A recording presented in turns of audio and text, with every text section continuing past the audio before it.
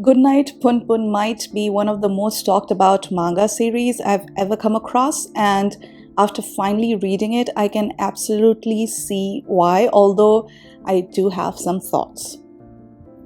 So, Goodnight Punpun is a short manga series with just 7 volumes, and I picked up the first 3 during my visit to the Forbidden Planet mega store in London. I had been hearing about this series for what felt like forever, and honestly, people talk about it like it's one of the best manga they've ever read. And because I had already read Solanin, which was my first Inyo Asano manga, I was already familiar with his storytelling and art style, and I absolutely loved both. So naturally, I had to see what all the hype was about. At the time of posting this video, I've read the first 4 volumes of Goodnight Punpun, and I have to say I enjoyed the first 3 volumes the most.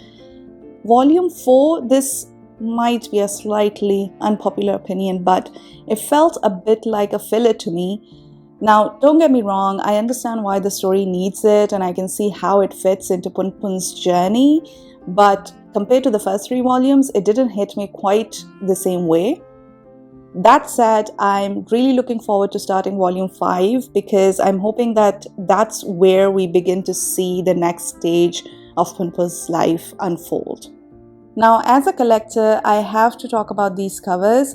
I'm a huge fan of all the artwork for all of the volumes, both the front and back covers, and the color combinations used for this series look incredible.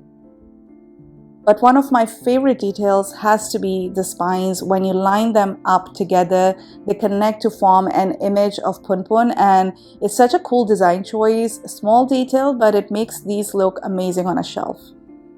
And this might surprise some people, but my favorite character so far is actually Punpun's mom.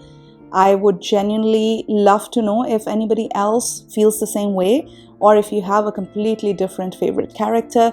Let me know in the comments because I'm really curious about that one.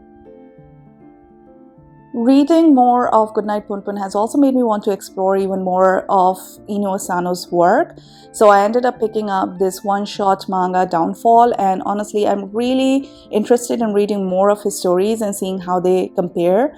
I've actually been thinking about making a video where I rank all of the Inyo Asano manga I've read, talking about which ones I loved the most and which ones felt more average. And if that sounds like something you'd want to see, let me know.